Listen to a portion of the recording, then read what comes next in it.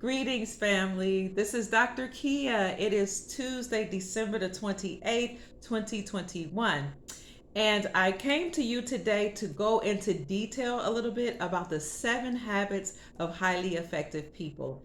Now, I did a video earlier today. It was a live from my YouTube channel in the park.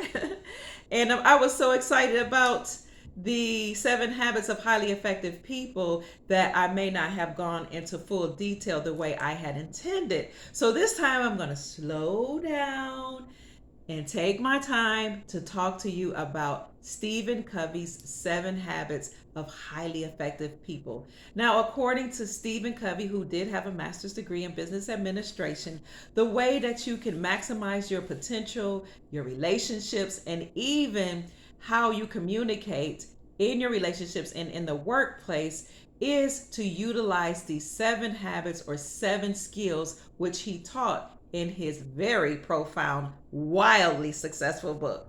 So again, my name is Dr. Kia Pruitt. I have a PhD in educational counseling psychology. I have a master's degree in counseling and a master's degree in leadership studies and a bachelor's degree in social sciences, which included psychology, sociology, political sciences, anthropology, and economics. So what I did was I took all of those and mixed them in together, studied across, all of those disciplines and created my own bachelor's degree program. So I just want to tell you that because sometimes people want to know, rightfully so, what my credentials are for, and that make me feel that I don't know, able to teach these things. And I really respect that because I think that's doing your due diligence to make sure that a person has the legitimate claims to certain credentials before they can, give you this information. So I also have studied life coaching from an institution called Life Purpose Institute in San Diego. So I was studying to become a licensed coach or life coach, and it was a very great program. I enjoyed it. So I've gone through a lot of different trainings for this particular reason. So let's get into 7 habits of highly effective people. First of all, Stephen Covey said the first thing you must do is become proactive. Now, according to Stephen Covey, proactivity is different than reactivity. When you look at the Webster's definition of proactivity, it says proactivity or proactive behavior refers to self-initiated behavior that endeavors to solve a problem before it occurs. So proactive people take the initiative to solve problems, to derive at conclusions before a problem even occurs. So a proactive person is responsible. They take charge for their lives. They take responsibility for their lives. And when you look at the word responsibility, that means you have the ability to respond to life and to situations in such a way that is mature, is controlled, and it is sufficient in terms of being successful and not being sporadic, haphazard, or knee jerk. I think that's important because reactive people have a tendency to have a knee jerk response, mainly because they have not sufficiently prepared for something or because they feel like they don't have any control. Now, another definition of proactivity is the activity of creating or controlling a situation by causing something to happen rather than responding. So let's take into consideration what we went through in 2020 and 2021. So there was a situation that occurred with a young man, we won't say his name, where he was allegedly harmed by the men in blue. Now, these situations have occurred before, but they take people off guard. So when this happened in 2020, whether you believe it happened in reality or it was staged, for the sake of argument, let's say it happened. When this happened, they the mainstream media took to their platforms to say this is horrendous, which it is. They showed the video footage over and over, and then they shut down the country. At the same time, we had something to happen where people got sick. So while we were shut down because we were sick and because people were rallying and marching and taking to the streets and protesting and showing how angry they were, what happened was the stores were locked down, many of them, and they were closed, so people couldn't get their food, their water, their sanitary napkins, their toilet paper, their necessities, and it rightfully so. People became angry. Some people became like they felt like they had no control, and some people literally lost control and became aggressive and reacted by yelling, by shouting, by tearing up things, by taking to the streets, by getting on people's lawns and putting up announcements and flags and posters and taking to their social media platforms to show how enraged they were. And then you had other people who were tearing up grocery stores because they did not sufficiently prepare for this time. Now, I understand that there's no way in the world you can completely prepare for something like this. But one thing history has taught us is that history repeats itself.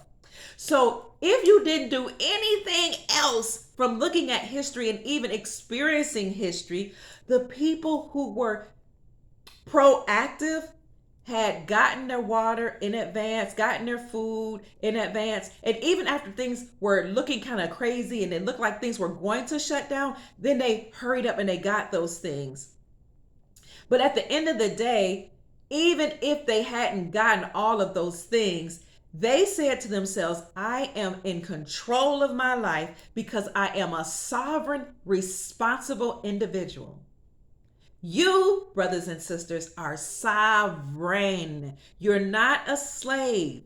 You're not a pawn. You are a sovereign individual. You see the word reign? That means you have control over your life. That means you are the God of your life.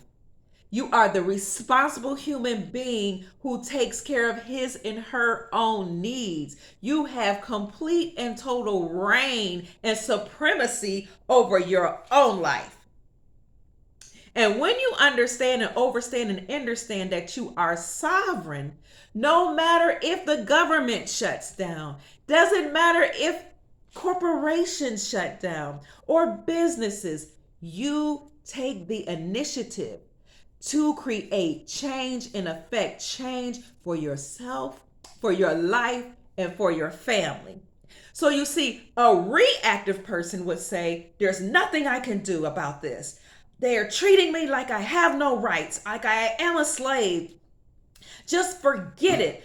Because of my situation, this is horrible. They're taking advantage of me. It's not going to work. It's just over. And that's why when you have that type of mentality, you will take to the streets and tear up things.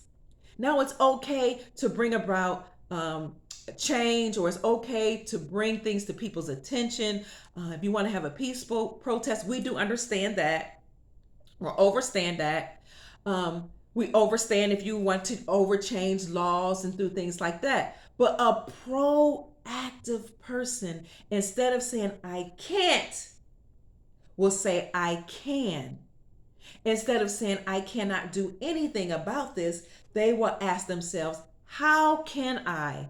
And they will take the initiative to create change for themselves, for their community, and for their families. So you see, when jobs shut down, instead of saying, I have to go fight somebody, a proactive person will take the initiative to create a job or their own business so that they can sufficiently provide for themselves. And if they don't have the skills or the wherewithal to, or the business acumen to create their own business, They will sit down their family members or the people in their communities and ask, how can we sufficiently take care of each other now that this has happened?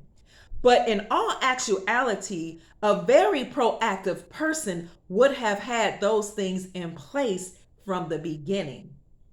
And this is even what I said when that situation happened with the men in blue and the other indigenous man, where his life expired because of allegedly these behaviors of the men in blue. I said, you knew that this occurs in these United States of America by looking at history. You should have sufficiently prepared by having things put in place so that you won't take to the streets. You should have been so proactive and prepared by looking at history that you already changed laws before this even happened.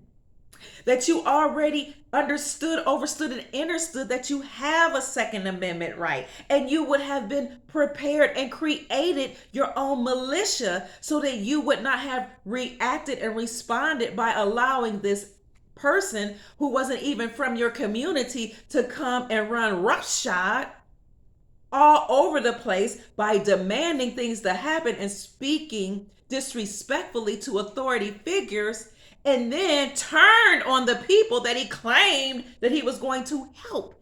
Had you been proactive and taken the initiative over your life and control over your situation, you would not have had a knee-jerk reaction and take to the streets and tear up communities.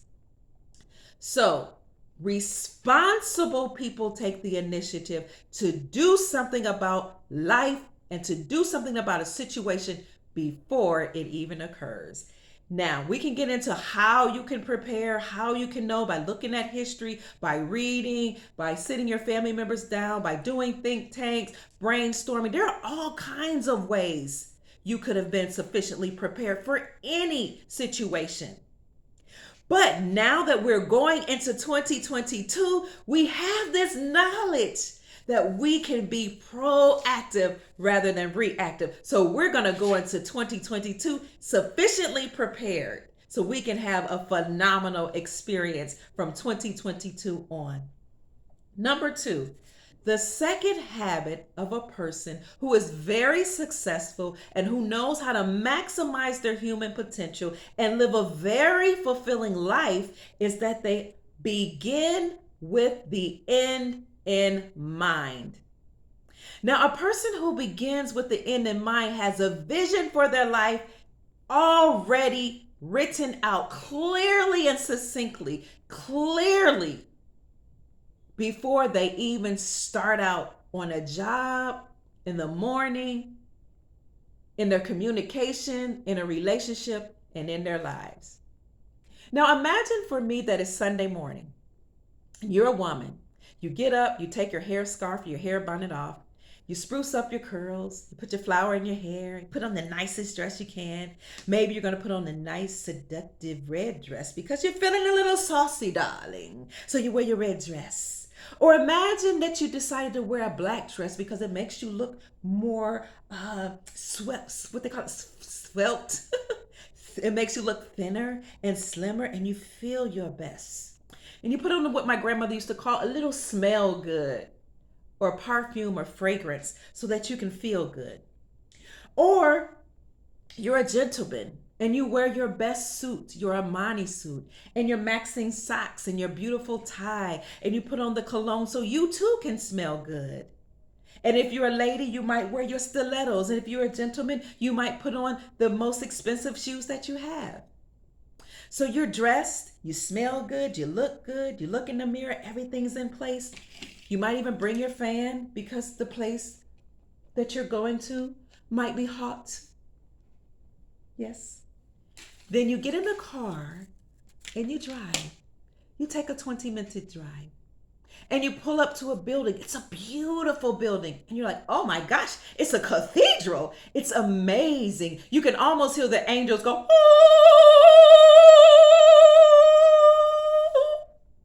when you walk up to the building. And you walk in and you look so amazing and so exuberant and your aura is shining that people turn around and they look, who is that person? And as you walk into the building, you decide to walk up to the front of the building. The usher actually ushers you into the front of the building. And then you come to the slow realization that you're not at a party, you're at a funeral. So you take it upon yourself to look inside the casket because you want to take a glimpse at your beloved. And as you look closely inside the casket, you realize that that person in the casket is you. What is it that you would have or want or desire for people to say about you at your funeral? Write it down. What is it that they would say about this phenomenal person laying in a casket? Now,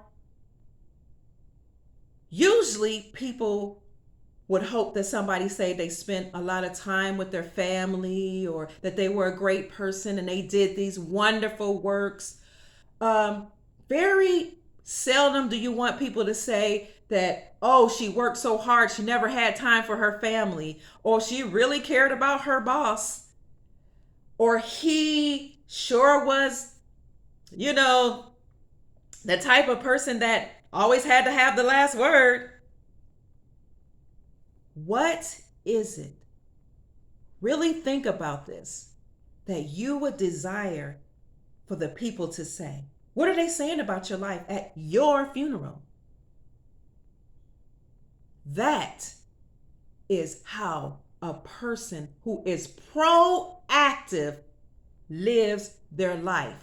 Think about what you desire for people to say about you, and now live your life from that perspective. When you wake up in the morning, live your life like that. What is your ultimate goal in life? What is your personal mission statement? What is it? Write it out and live from that place. So each day, and this is why I say glorious rising, grand rising, joyous rising, because that is the way I intend to live my entire life. And that is how I am going to begin each day, each minute, each second, each hour of my life with the end in mind. So write out your life mission, your life purpose. Write out what it is you desire for people to say at your funeral. Begin with the end in mind. This is what a responsible person who takes initiative for her life or the initiative for his life does. Number 3, put first things first. Now, a lot of us are very, very busy, right? We have a lot of things going on.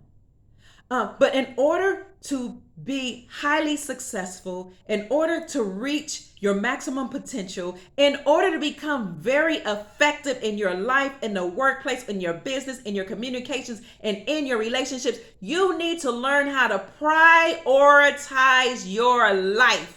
Organize and manage your life sufficiently so that you put what's most important first, and you achieve that. And then you go down the list and you achieve each thing in order of their priority.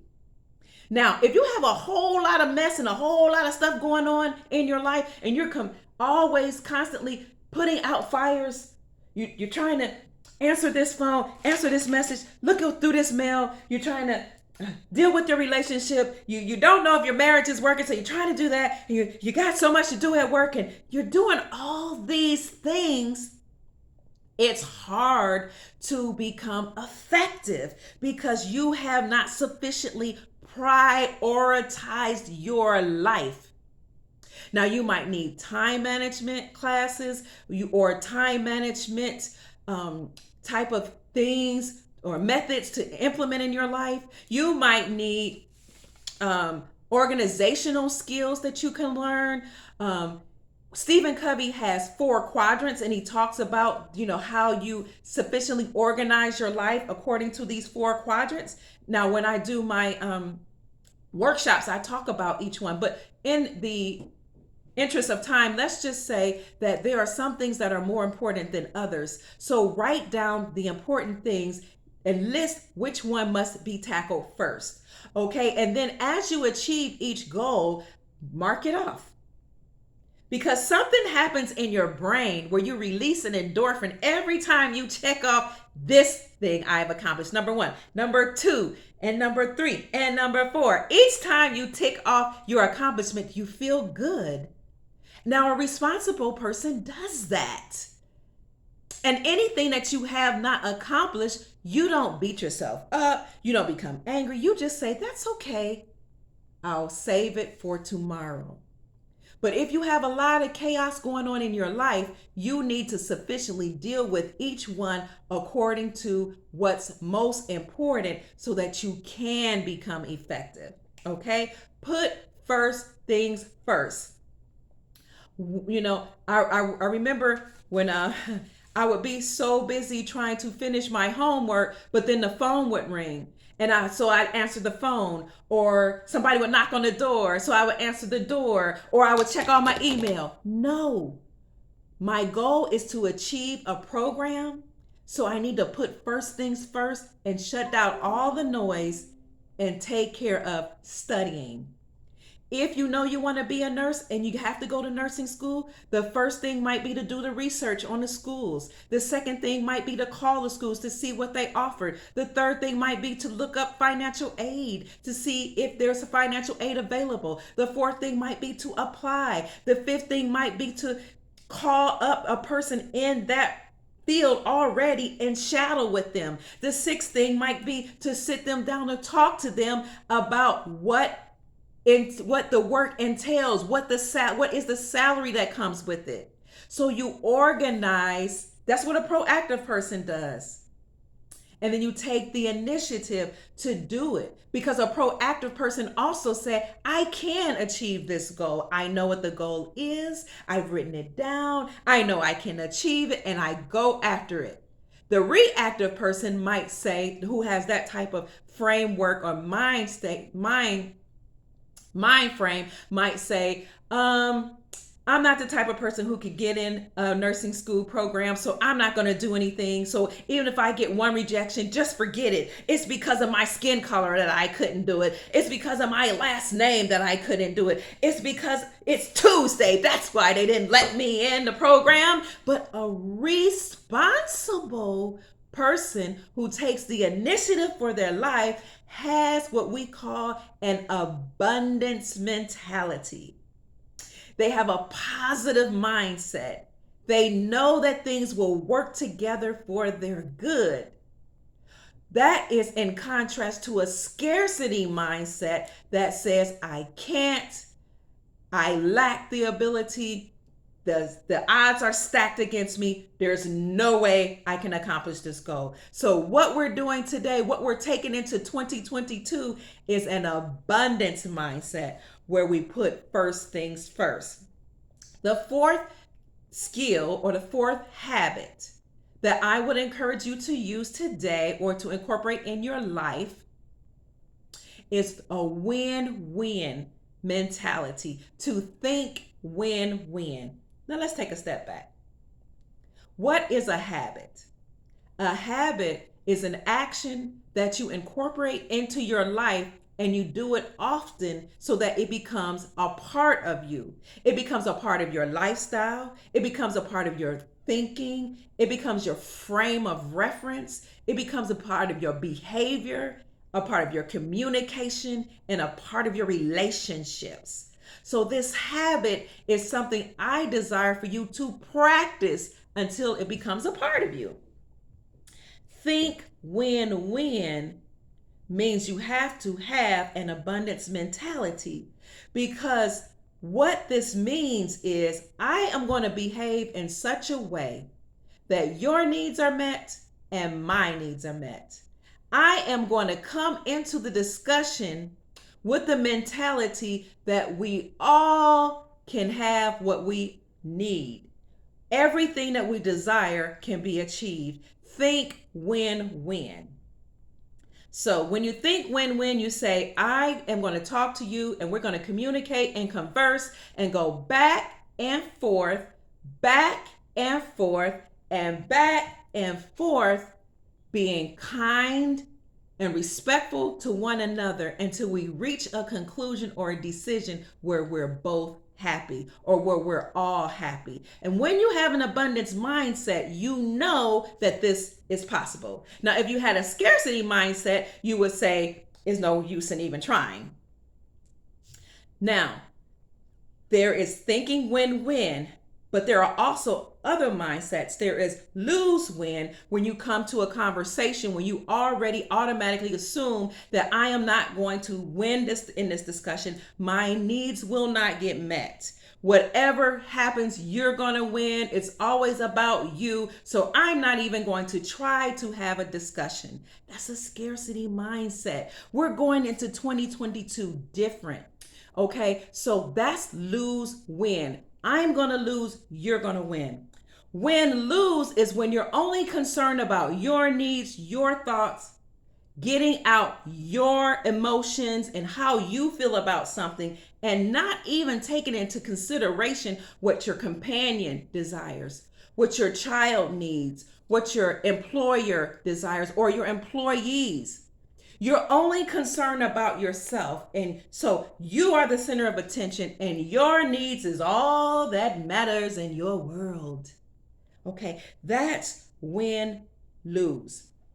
Lose-lose is when you have the mindset that is not, it doesn't even make sense to have a discussion about a problem. We're not even going to try to solve it. We're not even going to try to think this through because I already assumed that you're going to lose, I'm going to lose.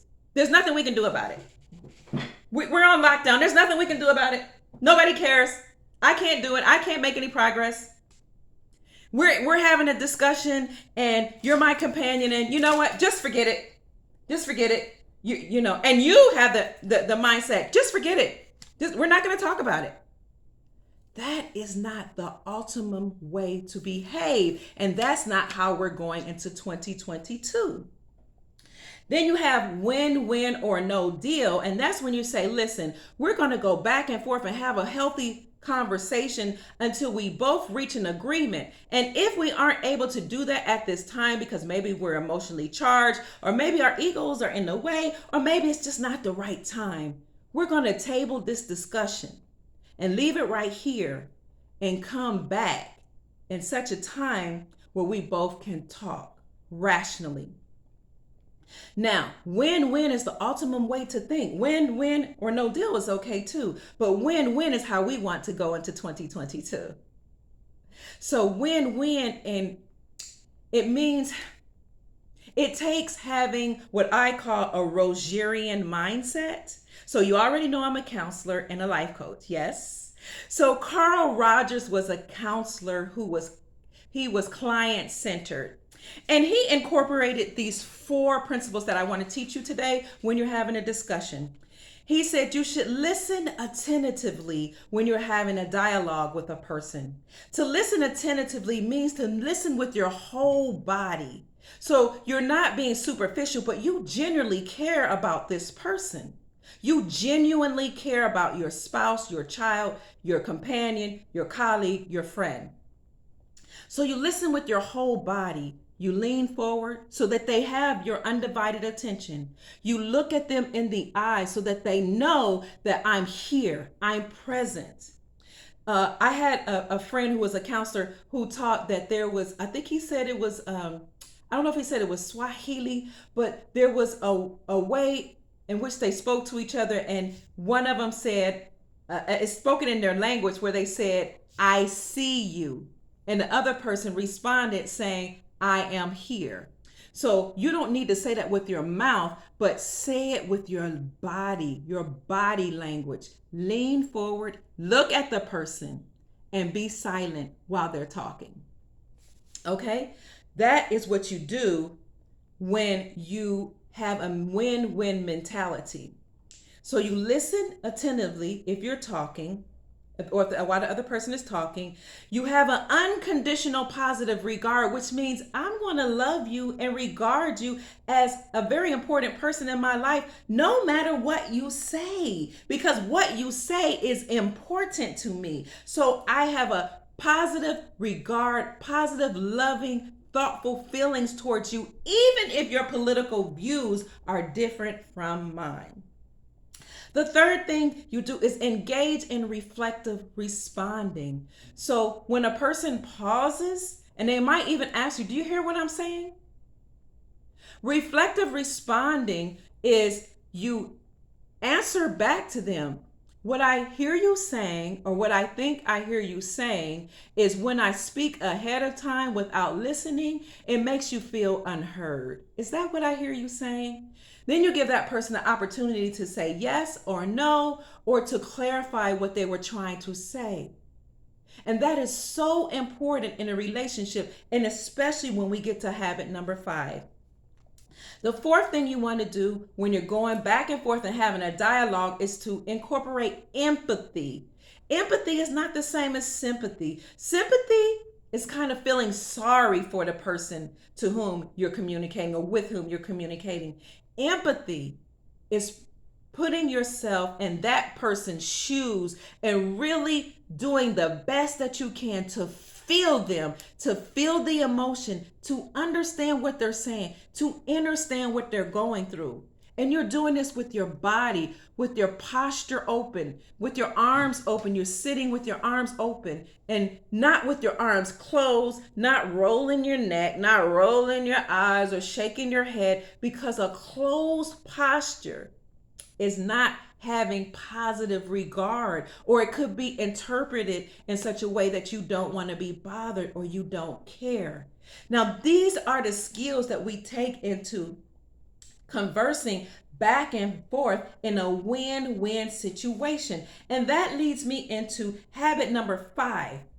Seek first to understand, then to be understood. You see, human nature sometimes kind of pushes us to speak our minds and to be heard first without acknowledging the other person. But when you first acknowledge the other person and really seek to understand or overstand or understand what they're communicating, then that person feels respected, that person feels regarded, and that person feels like you genuinely care about them, even if you do not agree with them, even if you have a different mindset, a different frame of reference, a different political stance. If and when you seek first to understand that person and then to share your thoughts, then to share your opinion, oh my God, it will make all the difference in the world. Seek first to understand. Do all you can to really feel and see where the other person is coming from. Now, let me give you an example. And I gave this example in the park when I did the live. My son and I were sharing a car. And it was just important for us, or necessary for us, to share a car because, that's what we had. So he had to work long hours. And when it started off, he worked from 8 to 4. But then his schedule grew and he had to work from 8 to 5, 8 to 6, 8 to 7, 8 to 8. And then they also wanted him not only to work Monday through Friday, but they threw a Saturday in as well, so that the job or the overall goal could be accomplished at the workplace. Now, being a very responsible man that his father and I raised him to be, he took on as many hours as he could because he was the breadwinner of the family. His dad was ill and I am retired. So my role was to take care of the grandbabies, and his role was to provide for the household because he and his dad and the grandbaby were under his care in his household. So I understood and overstood that my son had to work. It's just that I needed the car at least once a week to fulfill the needs of the family. I needed to go grocery shopping. I needed to go wash clothes. I needed to take the grandbaby out. Sometimes I will have more than one grandbaby, so I need to take the grandbabies out to their different activities. And although I love to walk and get my exercise, because during the pandemic, Mama Kia gained some weight, which is why my face is way more round than it used to be. So I love to walk. And I never brought it up to his attention that at least once a week I needed to use the car.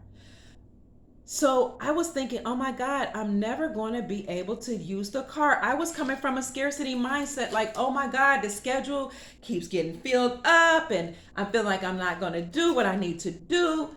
And it was starting to bother me where I started feeling a little nauseous. I couldn't sleep. And I'm just like, there's nothing I can do about this situation. He has to work. Oh my God. What am I going to do? I don't really have the resources to buy another car. That's too much money. And you see, when I start to feel like, this is just, there's nothing I can do. Kids, we're just going to have to stay inside. I don't know what to do. I'm not going to be able to make it to the grocery store. I'll just have to walk 10 steps to the Family Dollar and just make do with that. But then it came to me, Kia, you learn skills of how to communicate. Use your communication skills. So when my son came home from work, I sat him down. I said, how was your day at work? And I waited till after he sat down, he had his food, he was relaxed and all that. Because you don't want to bum rush people with, problems or situations that need to be solved right away. You want to give them time to relax. You want to respect their space and respect, their time as well.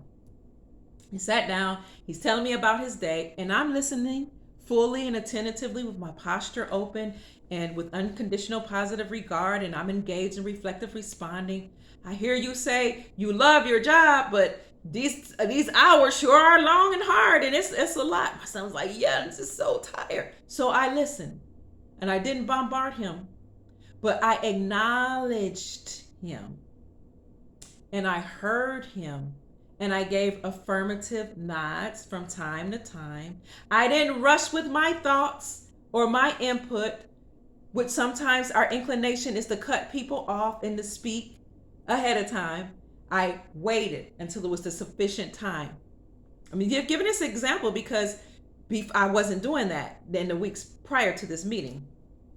And I empathized with him. And then I said, son, I get what you're saying. Oh my gosh. Son, you know what? I really appreciate all the hard work that you're doing. I know you have to work hard and long hours to take care of this family because obviously I'm retired and I'm working, taking care of the grandbabies, and I totally get that. He was like, yeah, Mom, it's a lot. I said, I wanted to ask you a question about the use of the car. He said, what, Mom? What's going on? And I said, I love it that you use the car. You work 6 days a week. And it's just that I feel like without having at least, sometimes or some use of the car, I am not as able to bring to the family the things that I need to do as successfully as I would like. He said, what do you mean? I said, if I had more use of the car or more access to the car, then I'll be able to go to the grocery store instead of walking right down the street to this store because they don't have all of our needs. It makes it a little difficult for me to be able to buy the food and to cook it for the family if I don't have use of the car. And it makes it very difficult for me to entertain the children, and we kind of feel stranded in a house. We can go outside and walk, in nature. I just would like some time to use the car. So what do you think about us figuring out a schedule when I can use the car? He said, oh my God, Mom, I didn't even think of that. Like, I was just so caught up on I have to work, I have to make this money, that I didn't even think that maybe Mom needs the car. Oh, Mom, I'm so sorry. Oh God. So we dialogued back and forth and we looked at the schedule. Well, I can't take off Mondays because that's the busiest day. This day is, I need to work at least these amount of hours to sufficiently sustain the family as well as take care of some of our wants and desires. So this is how many hours that I need to work. So we went back and forth what if I shortened my schedule like this, or what if I took this day off? And what we came up with, and it took us about an hour of dialoguing back and forth. What we came up with was that Fridays he would take the day off and then he can go to work on Saturday. And I needed Friday off because there were some good sales that were going on Fridays. So I wanted the Friday off. And then, of course, naturally, he's off on Sunday. So I had use of the car on Fridays and Sunday. And instead of using the car on Friday, he just went to work on Saturday. And he even shortened his hours, you see. So that would have never happened had we not had a discussion and had we both not come to the table with a win-win mentality. So you might say, Dr. Pruitt, what if the person with whom I'm dialoguing don't have a win-win mentality? Then what am I to do? Well, what you are to do is to seek first to understand, then to be understood. So you come to the table, first of all, with the mentality, an abundance mentality, a positive mindset that yes, things are going to work out. And then you have a conversation and you employ listening attentively, having unconditional positive regard, engage in reflective responding, and having empathy for the other person. And you use the skills of a highly effective person to teach and mirror to that person how to behave in a situation. So you see, after my son and I had this discussion, now nobody was walking on eggshells. He knew something was wrong, but I wasn't saying anything. So he was kind of like walking, kind of like, I don't know what's going on with mom. Maybe it's just one of those things, or maybe it's a personal thing. I'm assuming that's how he felt. And I'm feeling like, oh my God, nobody's concerned about me. Nobody understands that I have needs. Just because I'm retired doesn't mean that I don't have needs, right? But we sat down and had a conversation, and it cleared the air. We hugged each other, and we both were genuinely happy. We both won. Now, if we could not have come up with a decision, we would have tabled it and waited to come back to have a conversation. And just because I'm his mother, I'm not always right. Because we are two people with two different needs, wants, and desires, thoughts, and mindsets. We need to go back and forth. And you need to come up with a conclusion where you both are sufficiently happy. Now, coming up with a win-win solution is different from just accepting whatever. Because you are collaborating and you are genuinely concerned about the happiness for that person and for yourself. So nobody felt shorted. Like, I was really okay with having a car on Friday and Sunday. I didn't need it every day of the week. It was something we both came up with, so we were both sufficiently happy. You understand? Okay. Number 6, synergize. Synergize means that the whole is greater than the sum of its parts. It means that together, when we work and collaborate and do something for one goal, then we are more successful than what we could do if we were doing it on our own as individuals. So I take my unique skills and gifts and knowledge and education, and I add it to your skills and your knowledge and your education and your information. And together we work and we do something and create something dynamic. It's not 1 + 1 = 2. It's 1 + 1 = 3. And when you have an abundance mindset, then you're working interdependently. So a dependent person relies on a person to sustain them in their needs. They rely on the government. They rely on the pastor. They may rely on a system. They rely on something outside of themselves to sustain themselves or sufficiently provide for them a need. An independent person comes from the mindset that I can take care of myself, and I depend and rely totally on myself to provide for my needs. It's okay to be independent, because in order to be independent, you're saying I'm a responsible individual. Adding to that, though, is a high way of thinking, a highly evolved way of existing. And that is working interdependently, where we're synergizing, we're putting together who we are and what we bring to the table to create a magnificent reality.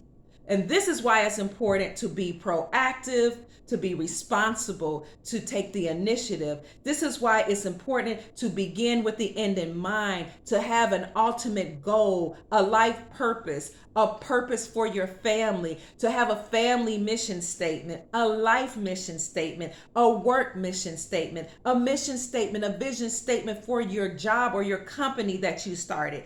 It is very important to have a goal so that you can know what you're achieving, and so that you can put all the pieces together and put all the people in your life or in your company together and work together to fulfill that beautiful, amazing goal or reality.